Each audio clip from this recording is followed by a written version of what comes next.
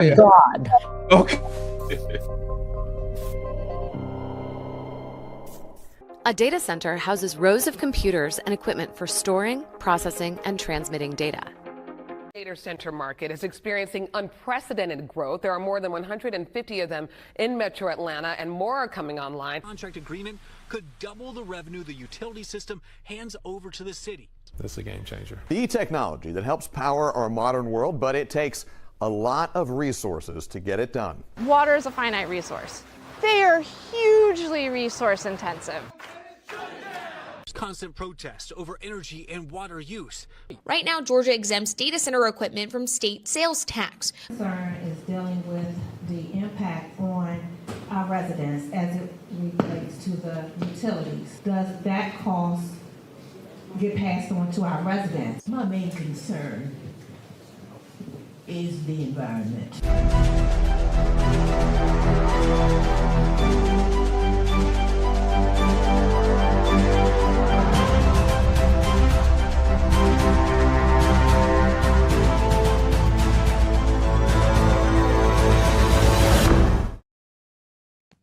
Hey guys, good afternoon. Glad to see you. This is Shawn Harris.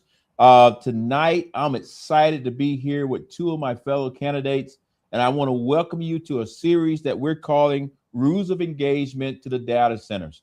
And we want to have a conversation with you tonight, so I encourage you to start putting your questions in. I encourage you to like what we're doing and then share it with your friends, because we want to get the word out as much as possible across the board.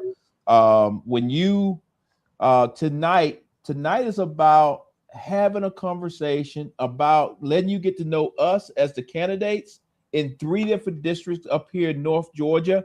And then on top of that, all 3 of us want to learn from you about your concerns about data centers, so that when we all win in November and go to Washington, D.C., we can actually put policies together that would turn into law, that will put guardrails on what's actually going on currently in this, what I call the wild, wild west of data centers throughout all of Georgia and throughout all the entire United States. So with that, I just want to say again, welcome. I'm excited to see that in less than 2 minutes, we already got more than 100 people watching us. So please, again, tell your friends, share it with everybody, like it, get it out there. And on top of all of those things, I'll be remiss if I didn't say it. The 3 candidates that you see here actually see you, we care about you, and we want to support you. But in order for us to win, we actually need some people to donate some money to our campaign so that we can actually beat these individuals that we're running against, because all 3 of the Republican candidates we're running against, they don't care about you, and they definitely want data centers to be in your backyard and everywhere else. So with that, help me out, help us out, and let us go work together to win. So, but tonight we're talking about data centers. Before we jump into it, I want to tell you a little bit about my district and how it impacts us here at data centers. I'm going to look down, so I apologize because there's a lot of data here. One of the things I want to tell you about Georgia right off the top. Georgia is number 2 in the nation when it comes to having data centers, and is right after Virginia. Think about that. Georgia's number 2. In addition to that, is actually number 4 nationwide, but the reason why it's number 4 is because it has a 141 planned data centers that are actually being planned to go into effect here in Georgia. And many of those data centers are still in the process of being built or planned out or still being debated, but there's 141 of them. What you actually see happening here in Georgia right now is, if you're in Atlanta, you know it's already a lot of data centers there, from Google to whatever, whoever. However, they're running out of space. And now a shift is actually went into place, and that shift is moving out to the rural community.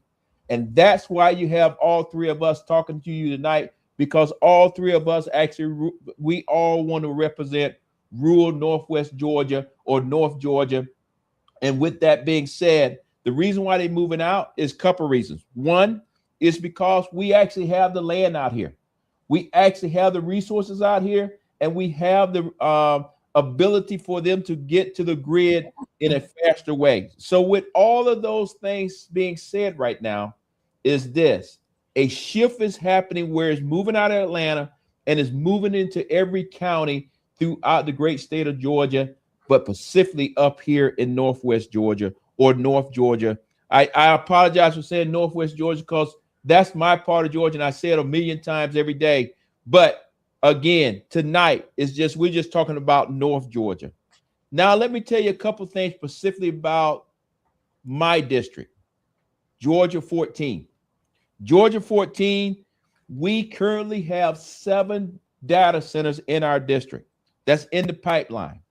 In addition to that, those data centers right now in Floyd County, Whitfield County, and Paulding County. Just last night, I was in Paulding County at a data center event. Hopefully, some of those people are online tonight. I went there to listen, keyword to listen, and get a better understanding of what's going on. So I look forward that if some of those people online today, to look forward to addressing some of their questions. And then in closing, I think most of y'all guys know I live right here in Polk County, right here in Rockmart, Georgia. And just so happen here in Rockmart, Georgia, we don't actually have any data centers because Polk County made the decision to go with a data center process that it says, unless you, Chapter 33, if you don't want to pay for everything for yourself and put systems in place, then guess what? You're not going to build one here in Polk County. So a good shout out to Polk County. But I got a funny feeling somebody's going to say, you know what, we'll pay for everything. We still want to put a data center here in Polk County. But with that being said, I want to stop there because tonight is not about me. It's about letting you know who we are and getting to your questions. So with that, let me actually pass it on to my colleague, Chris. You have the floor. Hey, thanks, Shawn. Thanks for having me. And Mara, thanks for allowing me to join with you guys. I just wanted to take a moment to tell you a little bit about me, since some of you might be meeting me for the first time. I actually grew up in a trailer park in Shawn's district up there in Rossville, Georgia. And now I'm an attorney, and my wife and I, we have put down our roots here in Woodstock. We have a law firm, and we also have 5-year-old triplets. Let me say that again. I don't think people heard that. Triplets that are 5 years old. So when you want to talk about affordability and grocery prices, we are living that. But yeah, we're down here in Woodstock. We're running for CD11, which that includes Gordon County, Pickens County, Bartow County, parts of Cobb, which is mainly Marietta and Kennesaw, and Cherokee County, which is Woodstock and Canton. Ours is all of our counties handle it a little different, these data centers.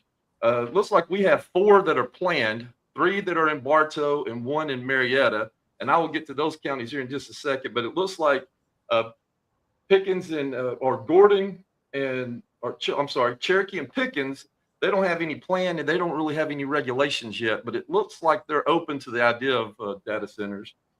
Gordon does not have any planned, but they are currently under a 6-month moratorium where they're going to draft some new regulations before those come in. And if you're in Gordon County, Calhoun, looks like July 13th, if you want to go to Gordon County Administration Building, they're going to be holding a public hearing on some of those regulations.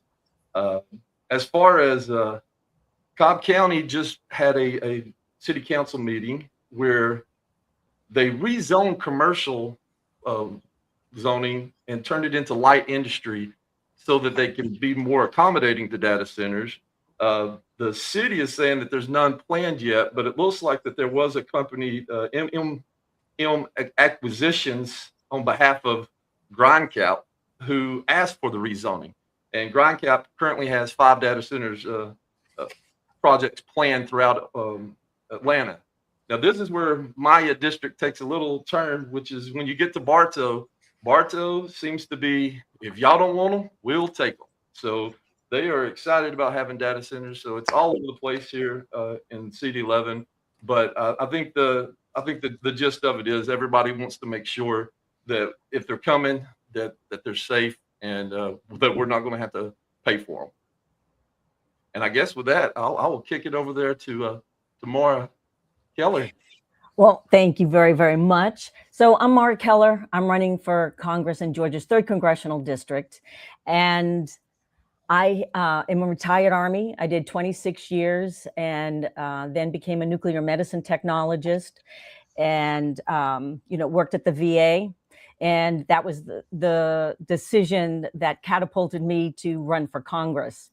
I've lived here in Georgia for 30 years, the longest I've ever lived anywhere. So I consider myself a Georgian with just a little bit of a northern accent. Now, in my district, I've got 15 counties, and a lot of it is rural. I go. Shawn's area was so kind to give me one of your counties. So I have Harrelson, all the ways down to a little bit of Muskogee.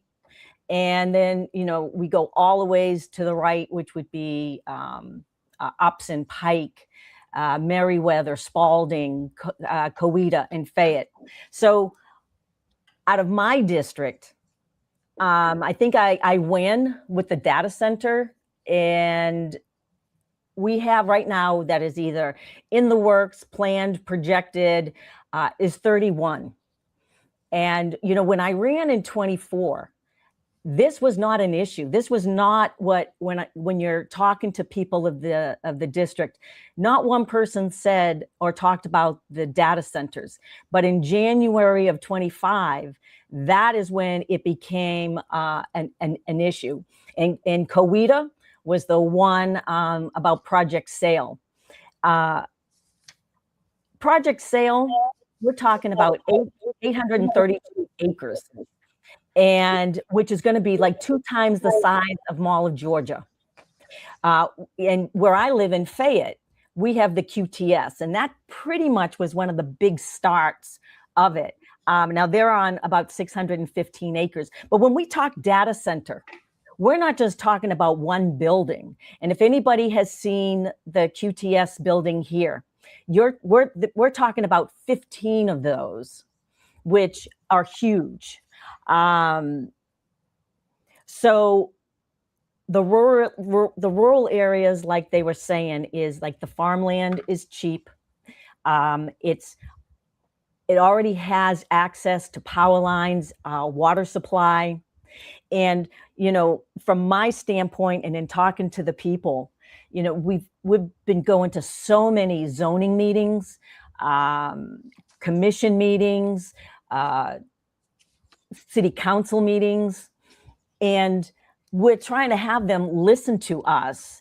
And it's interesting how we can walk away feeling defeated, but we hopefully in tonight's discussion, we'll be able to let people know what we can do from a federal level, but also what people can do in their communities. So if we have to have a data center, we're going to have a good steward that is brought into our community. So I'm going to then now turn this back to you, Shawn. All right. It's good to be back. Hey, one of the first things I want to say is to say thank you to everybody that's chiming in. I also want to give a big shout out to Adam. Adam, I see you there. You over there on X. Appreciate all your help. Thank you for getting this thing out there to everybody. And then on top of that, before I start talking about myself again and get prepared to start asking some questions, I just want to let everybody know that we only been on now for 13 minutes and we already got 1,000 people actually watching us as we get started. So thank you for that. Please keep liking it, keep sharing it, because that in itself brings more people to this particular thing. And then on top of that, if you see there is a QR code at the top, put your phone up to it. Please give money to our campaigns. And when I say give money to our campaigns, whatever we raise tonight, we're going to split evenly across the board, because I believe that when I win and when Mara wins, when Chris wins and everybody else wins throughout this great state of Georgia, we need people in DC that's going to work together. We also need people that's going to be working with us down at the state level. And then we also going to need people that's working at the city and county level, so that when we actually putting these things together, as far as guardrails, somebody will actually listen to us and put the action into place. Because tonight's conversation is about what can we do at federal level. And right now, when we look at the federal level, and we'll play with this. Mara or Chris, anybody who actually has some additional ideas on it, just jump in. But at the federal level, right now, we only got one bill that's actually bipartisan, and that's up in the Senate, and that's called the GRID Act. At the end of the day, I'm not going to go way in the weeds. I just want to introduce it to let you know that please put that in the chat for me, team, somewhere for people can see it, the GRID Act, because I want you to take time today, call your representative, call your senator, call everybody and say, hey, you need to get in behind this because this one's bipartisan, and it's the only piece of legislation that's even roughly talking about data centers, whatnot. So I just want to put that out very early in this conversation so that when you get off tonight, and we will only hold you for 1 hour tonight. If you know anything about me after doing 40 years in the military, I know how to start on time, and I also know how to end on time. So I assure you tonight, we started at 6, and at 7 o'clock, we will go off and we'll let you go back to your families, let you relax. But at the end of the day, we look forward to your questions. Do any one of my other colleagues want to talk a little bit more about the bipartisan bill in any kind of way? Well, the ones that I want to talk about are the ones that are in the House that do not have bipartisan buy-in. And we've got, I don't know if they can put it in also in the chat, which they can also contact their congressman. But some of them deal with the energy, some of them deal with the water, some of them deal, which to me, one of the most important ones is when we talk about the non-disclosure, the NDAA. When you show up at some of these commission or zoning meetings, once they sign an NDA, they can't tell you who it is, how big it's going to be, how much power, how much water they're going to use, what kind of water system. And so the community, you're automatically in the blind. And so you've got some smart people out there, and what they'll try to do is say, okay, they got this size of a plot, so we're going to assume this is the type of data center they could put there. And, you know, they all try to figure what it would be, but we've got one of these things is you got to be able to tell the people, if you're going to come into my community, we need to know who you are, what this is all about, so the people understand and they're not left in the dark. Excellent, 100%. And hey, how you doing all the way over there in Augusta, Georgia? We see you. And that is another one of our colleagues that is an outstanding candidate.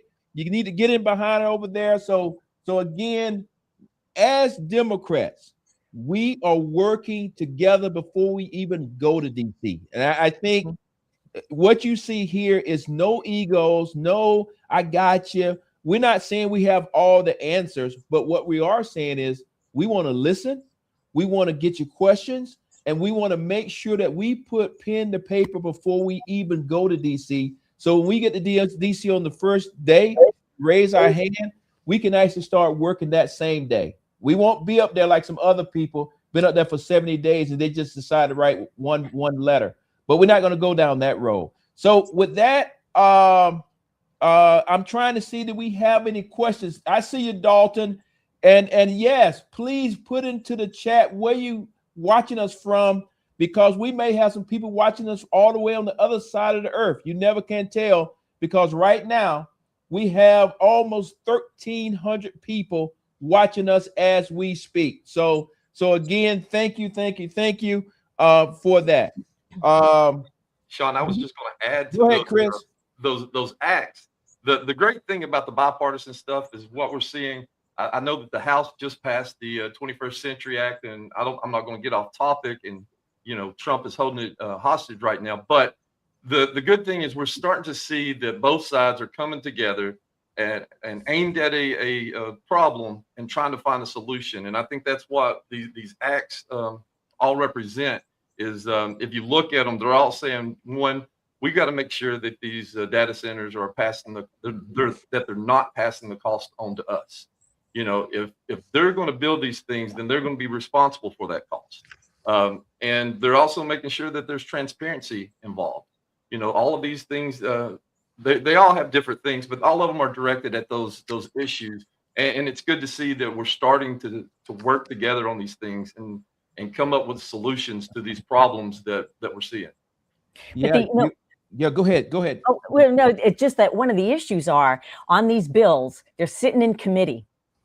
And because we are not working together up there to get them out of committee, they're going to sit there.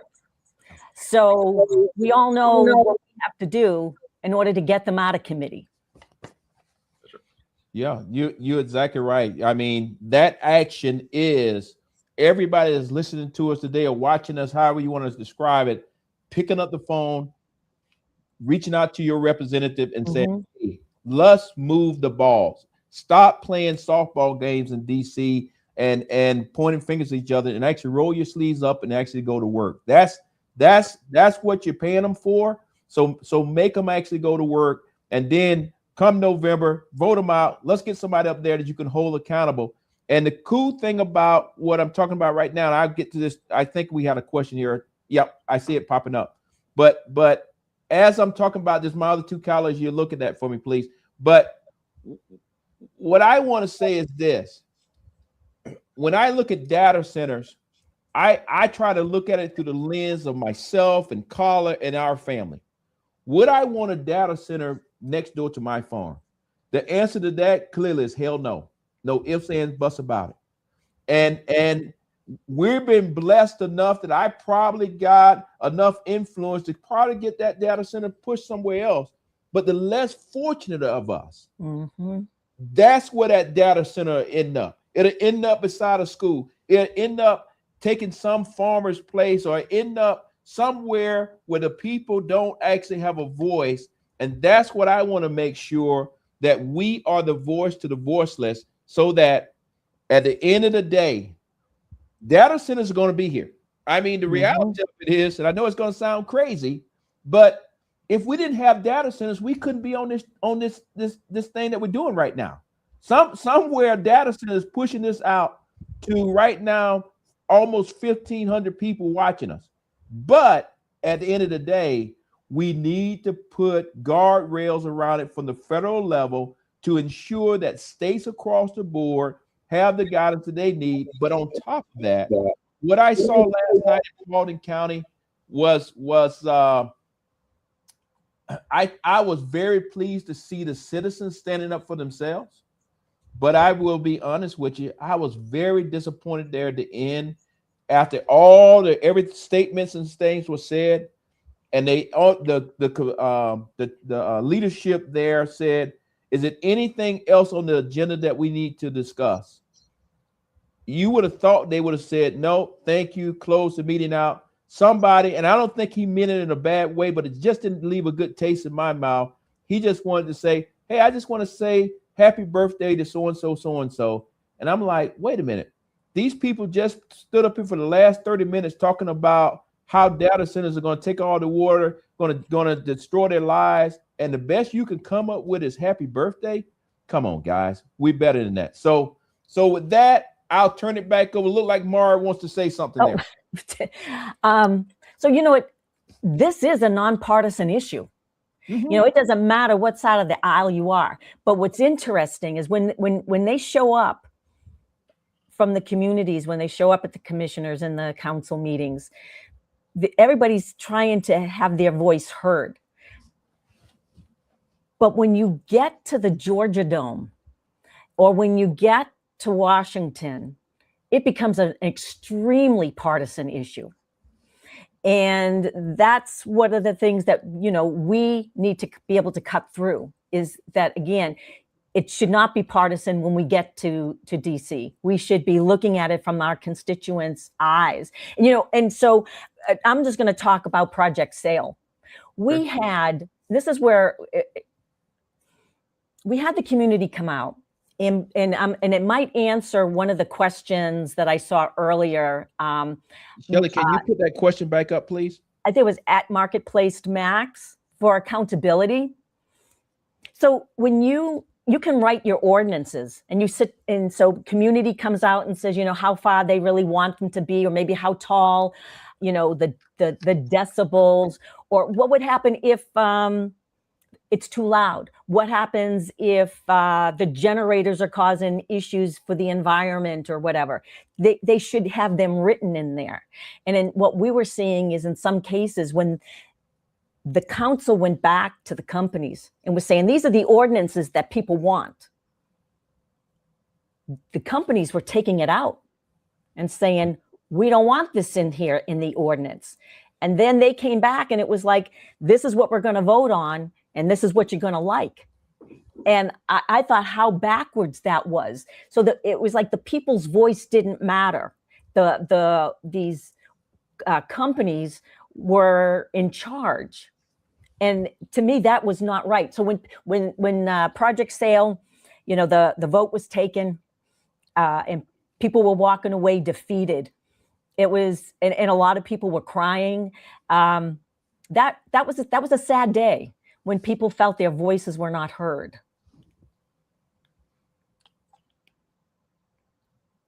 Chris, you got anything you want to say about that?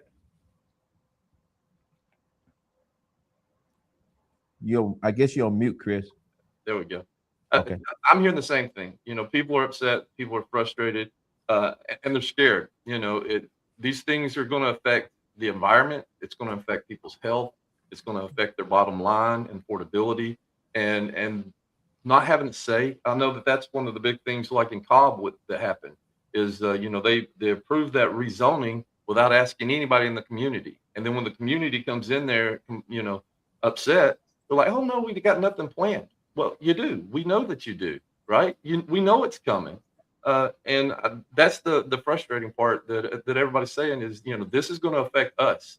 I mean, how would you like it, Shawn, if I moved into your, became your neighbor, hooked up to your water, started using your cable, and let you pay for all of that, and every now and then I mess up one of your fields. Is that all right? That wouldn't work out too well. Right. And so I mean, that's what people are worried about. And they've got right to worry about that, especially the drinking water. We're already seeing that with other issues like the forever chemicals. So, everybody's frustrated. And I think there's some compromise to be made, but it can't just be, the corporations dictating everything. Yeah. I'm sorry, Shawn. Yeah. Let me just say one thing, because I think it's important. I think it was already said, but I'll just say it again, is this issue that we're talking about here. When I'm out and about in the community, Democrats, independents, and Republicans actually bring this issue up to me equally. One of the things that kind of blew me away a couple of days ago, again, I was in the Paulden area, and I actually heard where Republicans were saying, hey, because Democrats put a question on the ballot last about data centers. We actually put that on the ballot, but it did not go on the Republican ballot. And the Republicans saying, why didn't I get that question? I think across the board, regardless of what t-shirts you think you wear, everybody's concerned about this across the board. And I think across the board, people in our districts are looking for somebody that's going to stand up, fight for them, and at the end of the day say, hey, we got to do something, because right now it's great to go out and protest. Yes, let's go protest. But it also got to be some people. That's why I like rolling my sleeves up. It actually got to be some people going to roll their sleeves up and put pen to paper and say, okay, this is the policy that we're trying to get pushed through. And then on top of that, develop relationships. We don't have to believe in all the same stuff on any given subject, but to develop relationships that says, I don't care less if you're Democrat, independent, or Republican. But we all agree that data centers need to get some control measures or guardrails. We can work together on something bipartisan and actually put some more things in place, because to be honest with you, I don't see the guys in DC right now with everything that's going on currently today. They got a bipartisan bill ready to be signed by the president that talks about housing, and he says, hell no, I'm not going to sign it, okay? Because he wants to deal with the SAVE Act. That's a whole different issue. But the only reason I bring that up is because when you have games like that being played, who's ever going to get to the time where they're talking about data centers and what's actually going on. So I think this data centers issue is going to be something that the next Congress is going to have to address, and that will actually be us. And that's what I've been telling everybody, Shawn, when I'm talking to them, my conservative neighbors and colleagues, is like, you don't have to be a Democrat to vote for me. And voting for me doesn't make you a Democrat. But regardless, I'm going to fight for you just like I am for my own party, because at the end of the day, it's the difference between the haves and the have-nots, right? And that's what we're seeing, like Mara was talking about with the corporations dictating. It's the haves that are coming in and telling the have-nots what to do and how we're going to do things. And so, I agree. I think we need to get in there and have people who are going to fight for everybody and to make an actual difference to our lives. No. Hey, Mara, I know we want to say something, but let me just do a touch right here. We just hit 30 minutes, which is awesome. We got roughly about 1,720 people watching us. That's awesome. But let me also tell you what's not awesome. Everybody's cheering for us, but nobody's put their phone up to that thing and gave us any money. And I know that sounds mean. I know that is not cool to say, but at the end of the day, in order for us to win these races that we're currently in, if you want us to be able to take this passion to Washington, D.C., we got to buy TV time. We got to buy signs and buttons and knock on doors and hell, we got to pay for gas to drive all over these districts. Mark, how many counties you got? I have 15. 15 counties. I will tell everybody my district, one way from West Cobb all the way up north, is 157 miles one way. So I just ask you if you can give us $2, $5, $7, whatever you can. Thank you. I just thank you in advance. I don't want to seem like I'm begging, but it's a lot going to be going on between now and November. I just say it that way. Mara, back to you. It was just about, when they come here and the farmland is cheap and the power lines are available, the water's available. We know these belong in heavy industrialized areas. And the only reason is they're not going there is because they would have to then create the infrastructure. And we are allowing them to bypass and pay for the infrastructure if they put them in those heavy industrialized areas.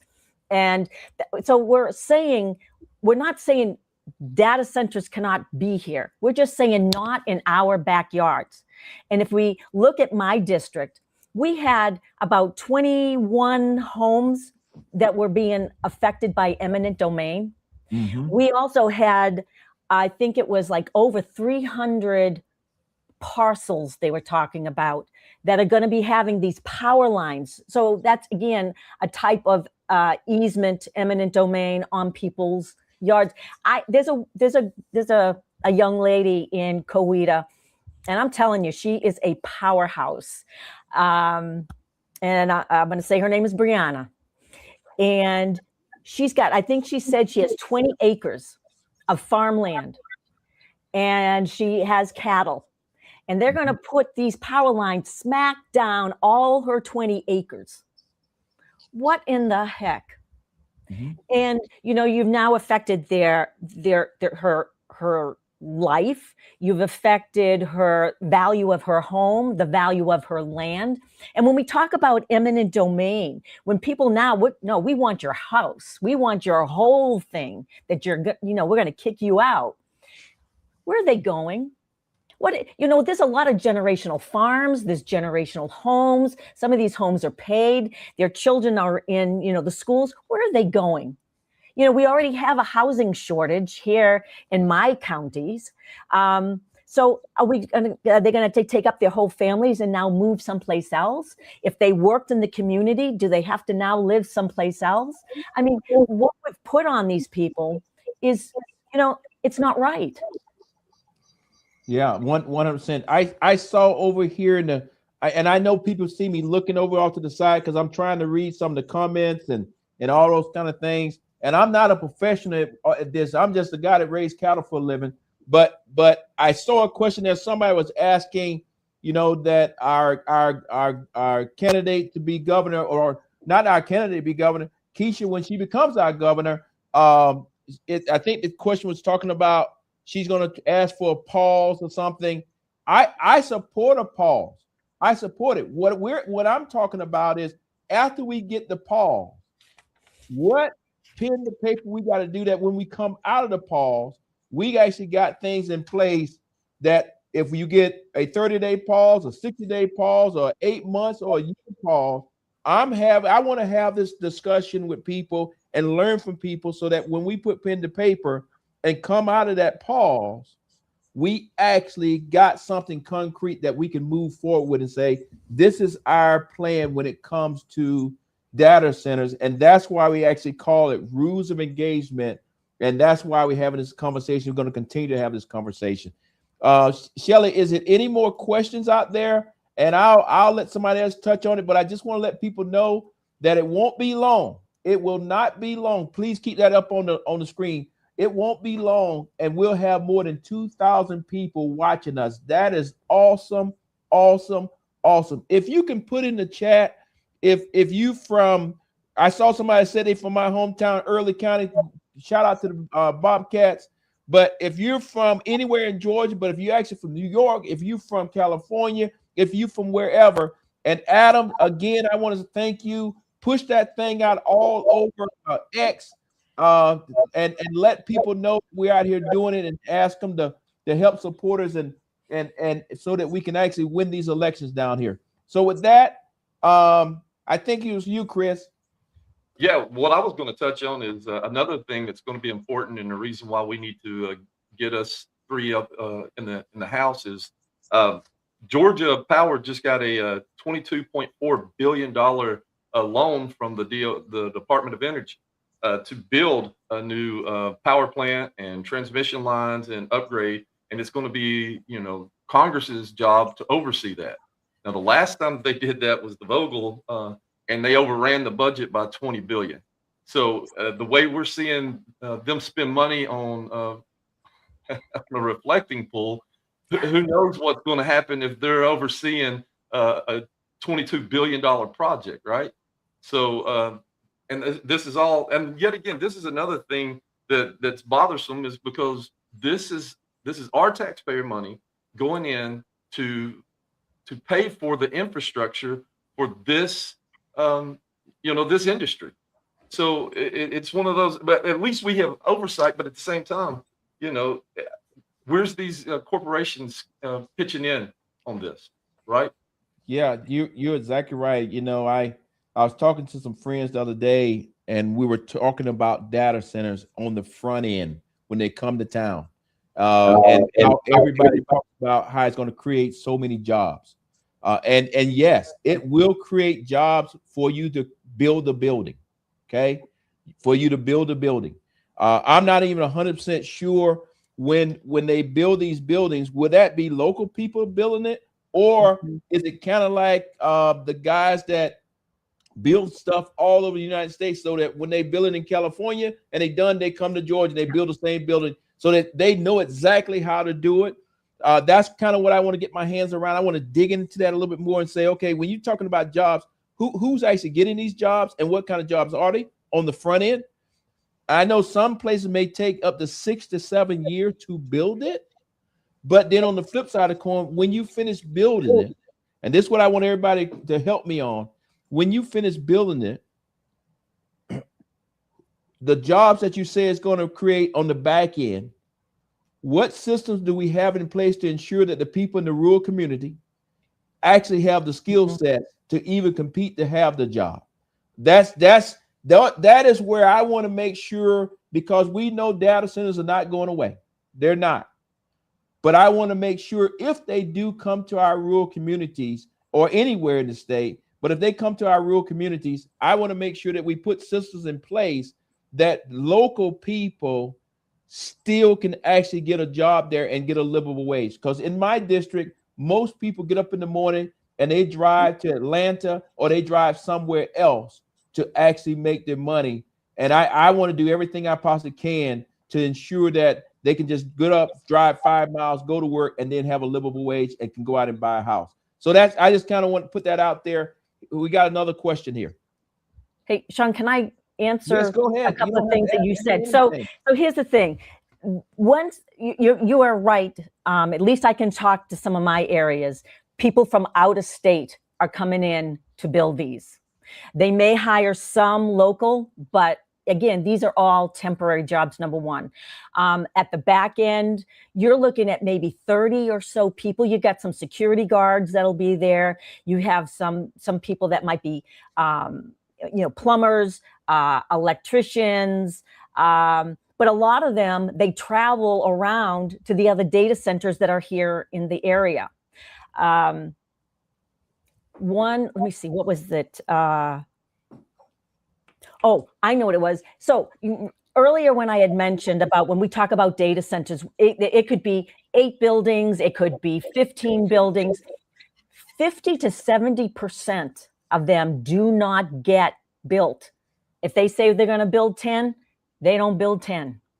And, and we're looking at a 5, in some cases, 8 or 10-year build. So then what happens? You didn't build it. So now what happens to the rest of that land?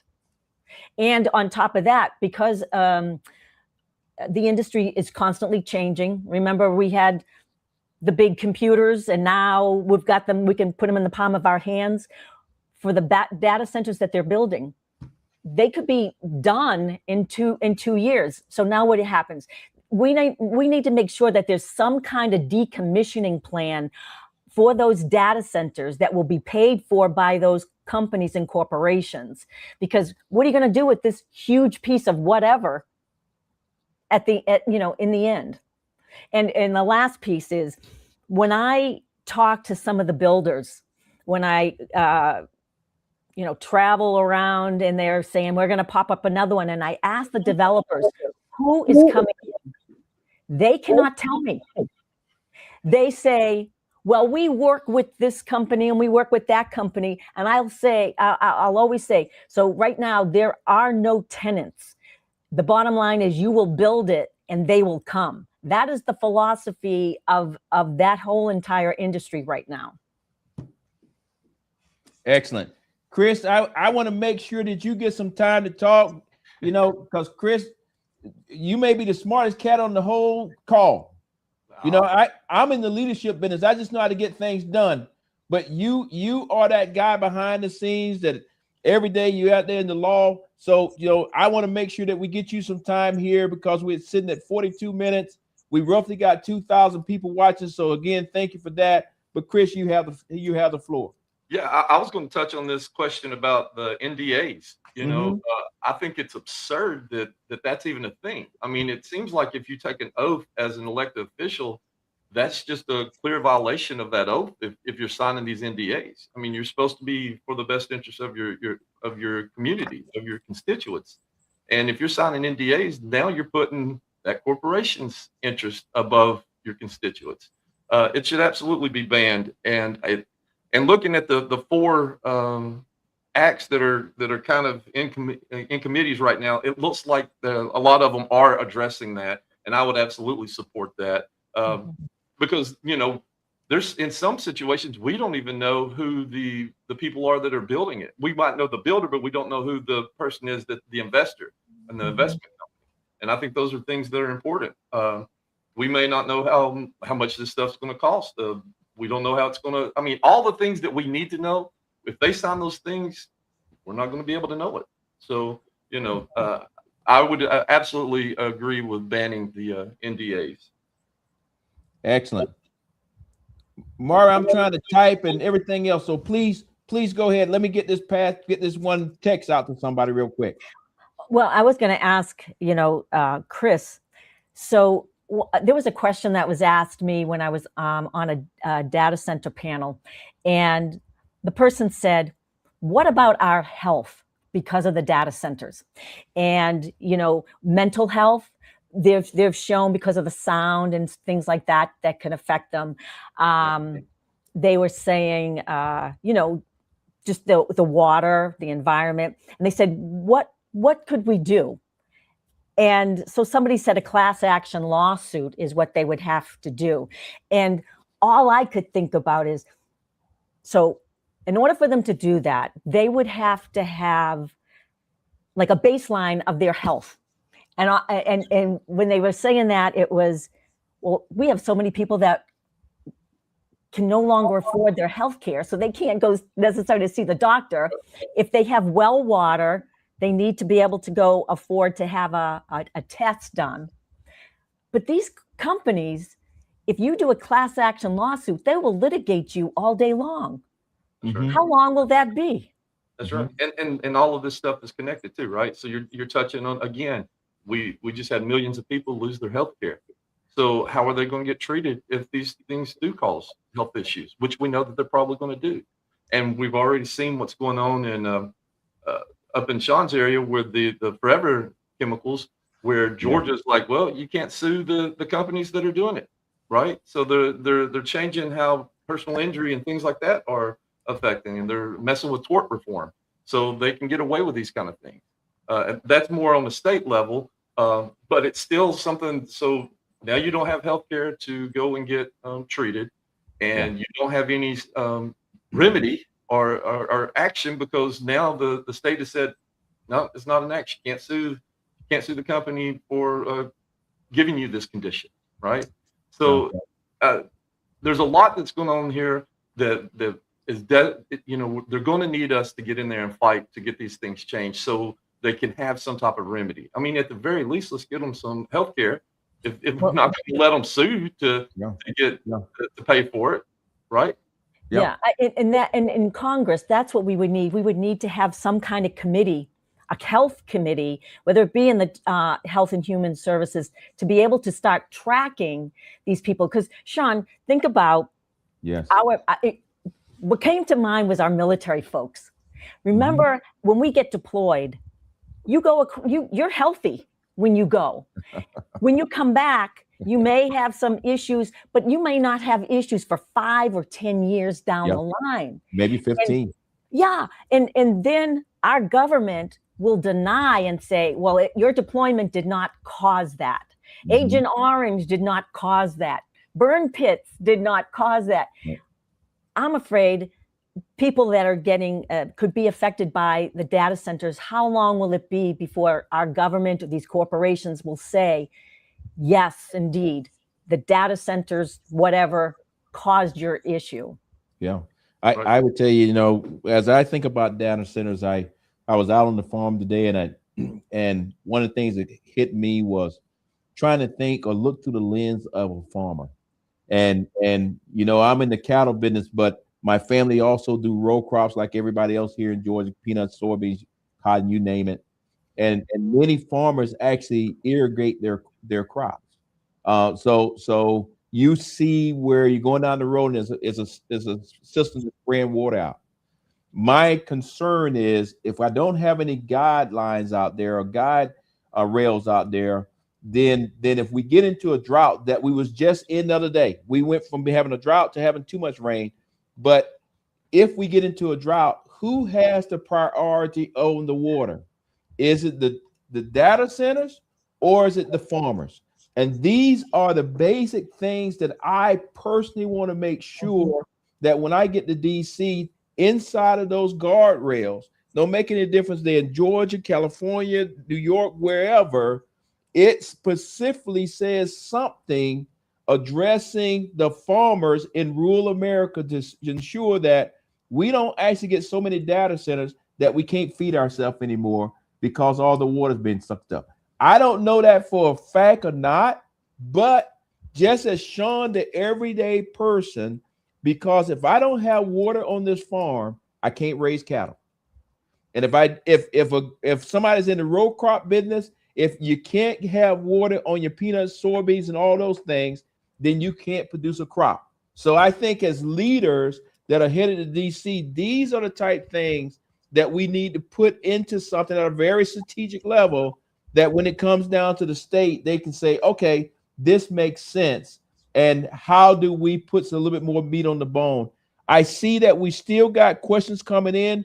Please share them with us. Right now, we got more than 2,000 people watching us. I want to also encourage you again to donate to us if you can. And then on top of that, any question that we don't get to tonight, when we come back, probably in about 3-4 weeks, we'll get that put out there to everybody. But when we come back, we will then make sure that the questions that you had for us, we'll address them right off the top, so that if we missed it, because I want to make sure that we respect your time tonight. And I personally like getting in, getting out, so you can go back and spend some time with your family, and you're not just overburdened with all this political stuff. Sometimes you just need to just step away from it, breathe, and it's going to be okay. Shelly, can you put that question up one more time? I was talking, I didn't get a chance to actually look at it.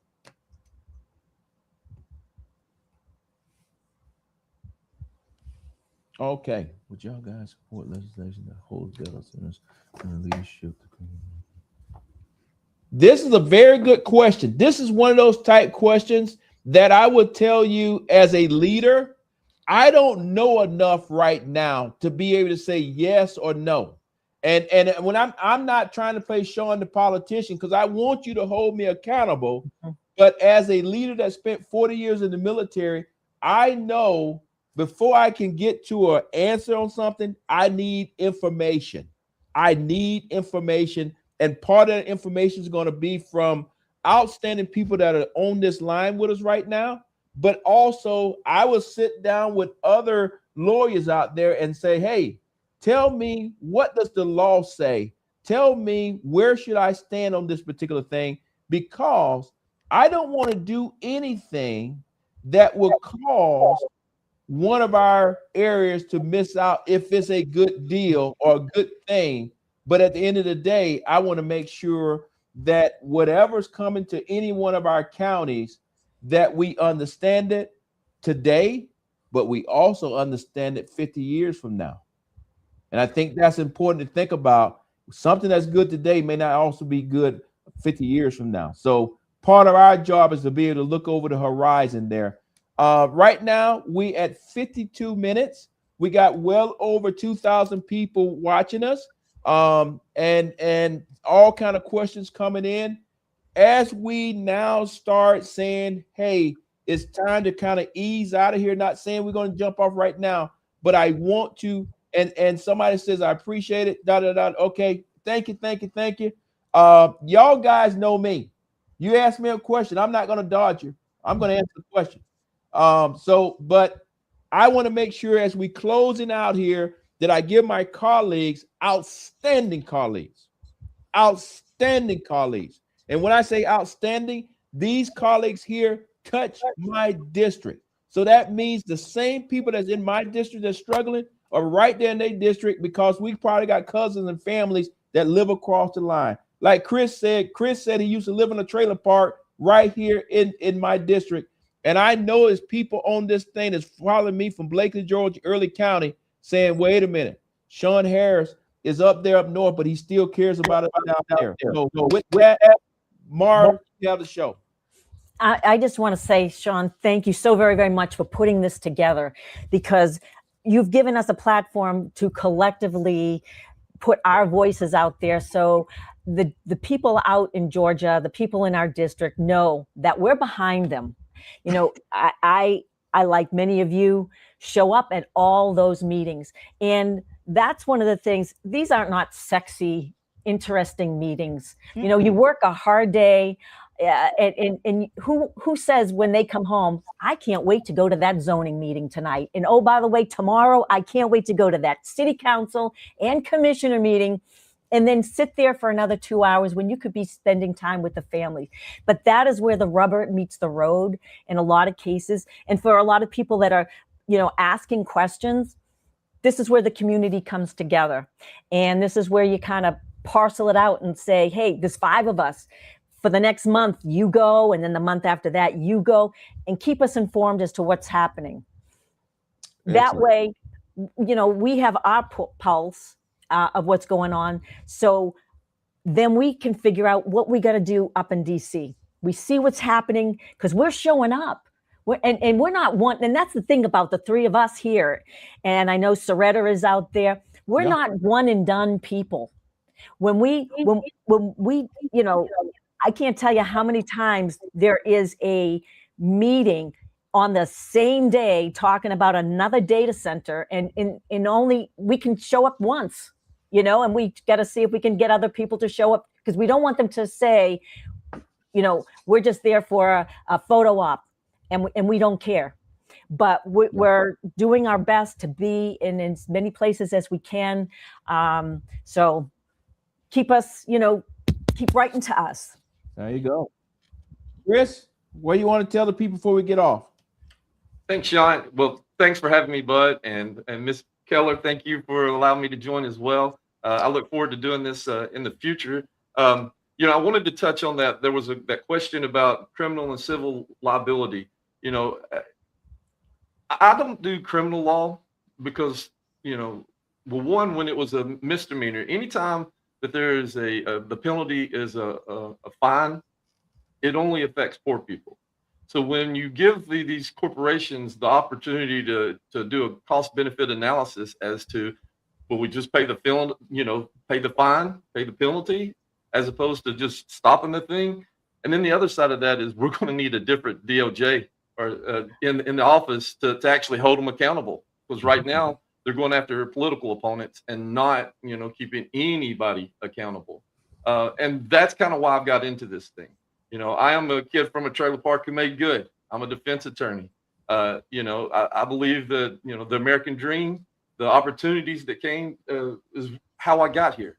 And I'm worried that those dreams and those opportunities are not going to be there for future generations. You know, my kids are just now starting their public school education journey.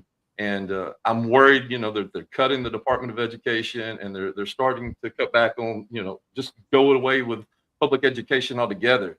And I wouldn't be here without public education. And so, you know, I'm fighting to keep that American dream alive for future generations. And, you know, I think, Shawn, you touched on it so many times. You know, we will go in there and we're all three going to fight. We're definitely going to need your help. You know, you have the money, you can afford it. I know we're sitting here saying, you know, times are tight, give us some money, but times are tight. And the reason is because you don't have people like us in the office yet. And we need to get there so we can fight for you. But there's other ways that you can help out. If you're local, you know, we all need volunteers to help us canvas and, you know, phone bank, all kinds of stuff. You can go to my website, electharden.com, and sign up to see how you can help my campaign. I'm sure the others have their website that they can plug as well. But, you know, it's not just the slogan, it's really the truth. You know, we want you to join us, and let's do something different together. Hey, you know, thanks, Chris. Thanks, Mara. Colin and I, we had 5 sons. 5 sons. Okay, we're blessed. But Chris, you my hero, man. The first time I met you and you talked about the trailer park. Okay, great. A lot of people grew up in the trailer park. But tell the audience one more time before we hop off. How many kids you got? We have spontaneous triplets. We have 1 girl and 2 boys, and they're about to go into, they just finished pre-K, going to go into kindergarten. And right now they're in soccer, and it may not be the World Cup, but man, it was awesome to get them to watch them Saturday. Now that we're in the campaign season, it's kind of tough to find a Saturday to go watch them, but I got to do it last week, and that was awesome. Guess what? Somewhere during this crazy campaign, all of us going to come to your district, and we're not going to knock on doors. We just going to a soccer game and just do what real people do. And I think people say, you know what? I like those guys. Hey, guys, we've been on now for 58 minutes. I want to tell everybody thank you, thank you, thank you. I want to tell everybody thank you for everything that the question that you asked us. I want to say you thank you for taking the time out to listen to what we have to say. I also want to tell you thank you when it goes over to YouTube to share this thing everywhere and ask people to donate to our campaign day after day after day. I just want to tell you, as far as when I sit up here in Northwest Georgia, I think we got some great things happening. We got some great candidates, and we need to make sure that we support everybody all the way from the top, from joining our staff, all the way to whoever's running for dog collector in somebody's little small town. I don't care. I think we need to get all the right people in the right places. So as we close out, is right now I see where it's 2,160 people that are following us. And there you go. I got an incredible team behind the scenes there. That's how you can actually donate to our thing. Take a picture of that, share that everywhere. And then on top of that, share that with the people out there on YouTube. We just hit 1 minute. And guys, because I respect your time, we respect you and love you. Thank you, thank you, thank you. Have a good one.